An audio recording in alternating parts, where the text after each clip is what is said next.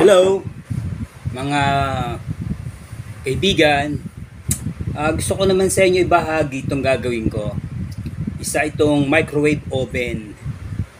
Ito ay umusok, tapos nagkaroon ng kislap daw dito sa loob. Sa loob nito, sa loob. Ayan o. Nasunog yan. Tapos ito, hindi na gumagana. Ang nasunog dyan yung mica.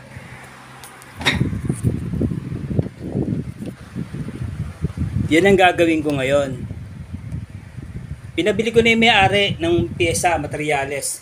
Motor nung sa plate para umigot at saka yung mica ang papalitan. Ngayon, pag-usapan natin paano mag-check ng mga ganitong bagay.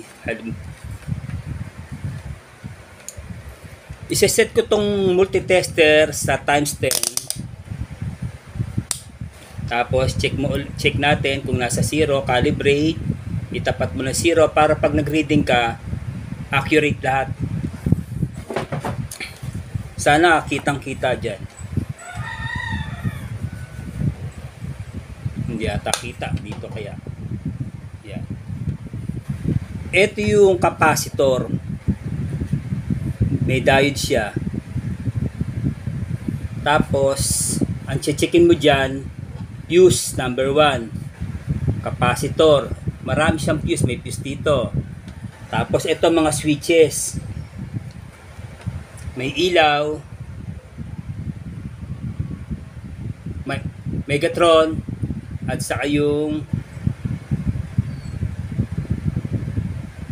transformer niya.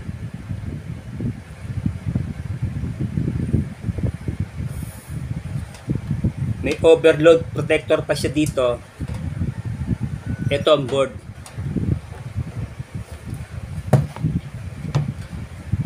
Pag kayo magkakalas ng mga ganito, picturean nyo kung hindi nyo kabisado para hindi kayo ma-misplace ng pagbabalik, kasi tulad nito, halos pares lang kulay niyan. Pag nagkabaliktad ka dyan, pwedeng may mangyaring hindi maganda. Matataas na kuryente yan. Saka careful lang sa ganito. Ito ay pwede kang makuryente dito kahit hindi nakasaksak, tulad nung capacitor na yun, may mataas na kuryenteng ini-store yan. Kapag galing sa paggamit at hinipo mo, maaari kang makuryente. Simulan natin sa capacitor. Tignan natin muna kung grounded. Kita ba? Sandali lang.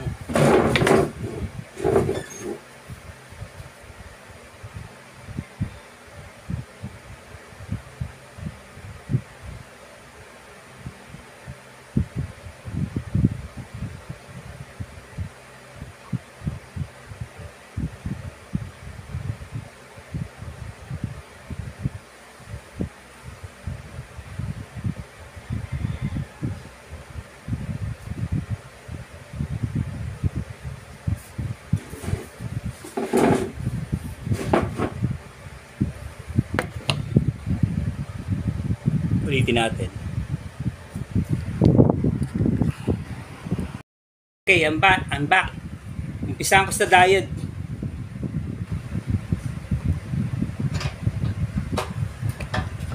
Kalasin mo siya. Tingnan natin kung okay ang diode ba nito.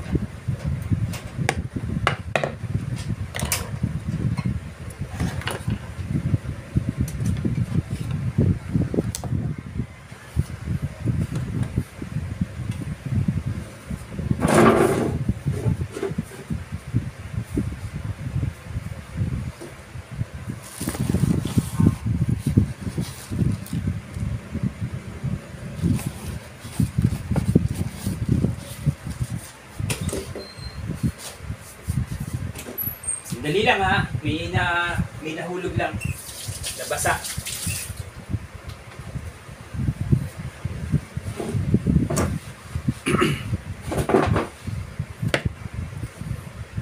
Bubunutin ko.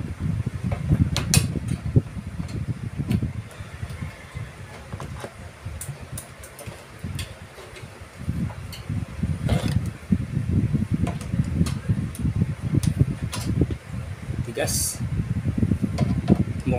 Ako pa lang atang unang technician humawak na ito, ang tigas.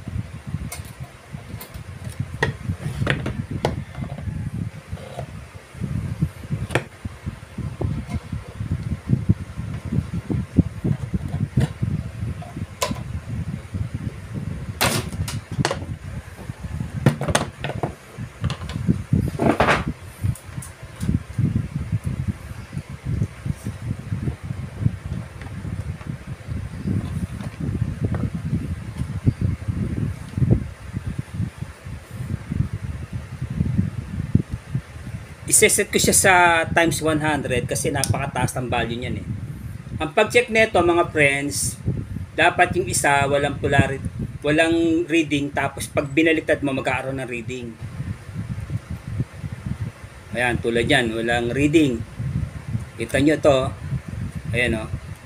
Check ko, yung needle. Gumagalaw, di ba? Kita ba? Dapat walang reading mo na yan.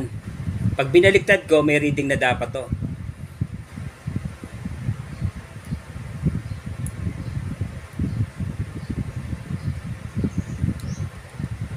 So, ibig sabihin, sira tong diode na to.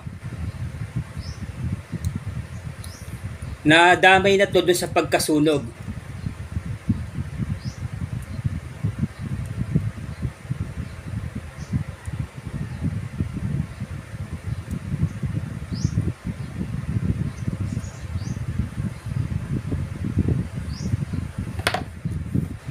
Medyo malabo na mata ko eh, hindi ko masyadong basa.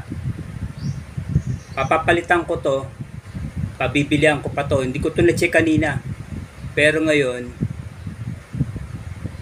papapalitan ko siya.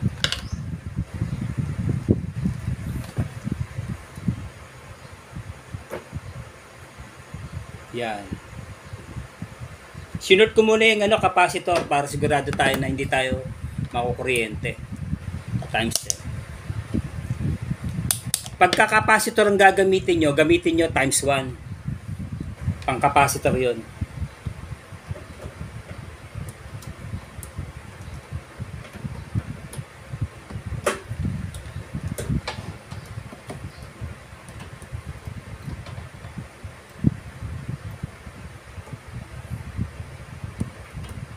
Bumigay na rin ang capacitor niya. Ang daming papalitan sa kanya.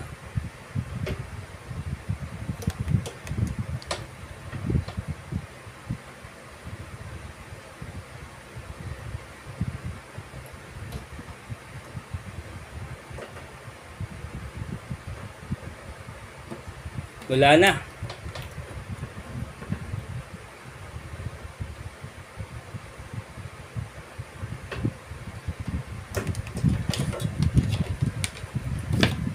Short again.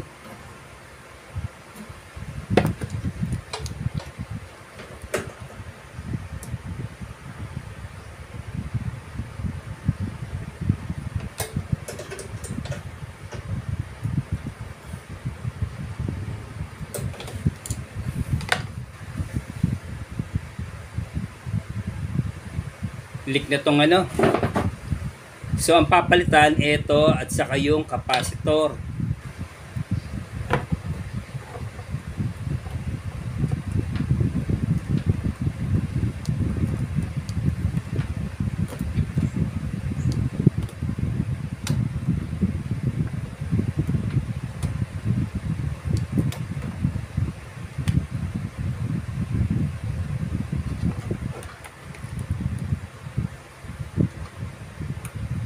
Check natin itong fuse. Kung buo pa, kung pumutok ba to o hindi.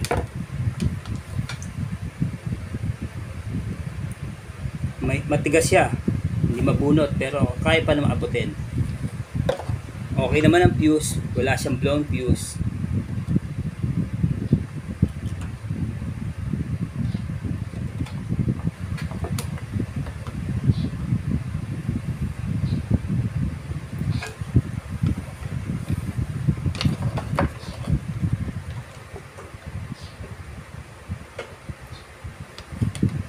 Tapos checkin natin to.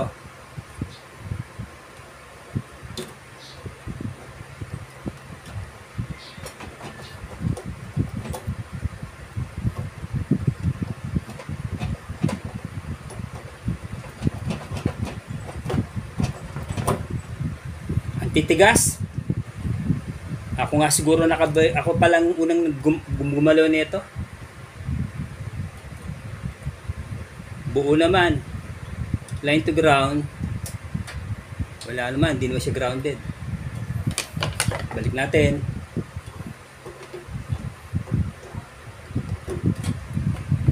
Overload check.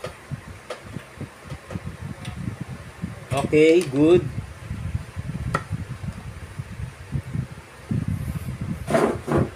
Switches.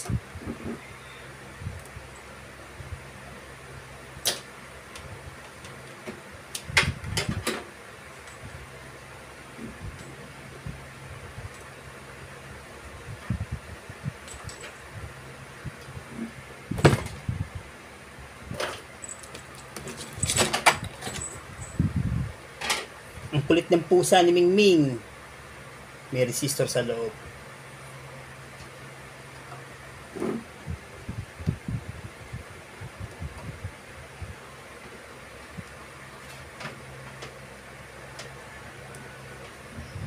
Okay, good.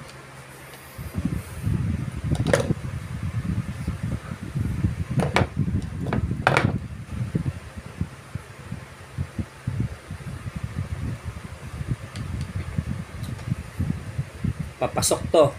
Input. Good.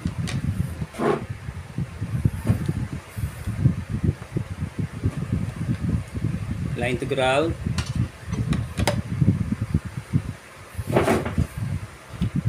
Okay, papabili pa ako nito. Diode. Open.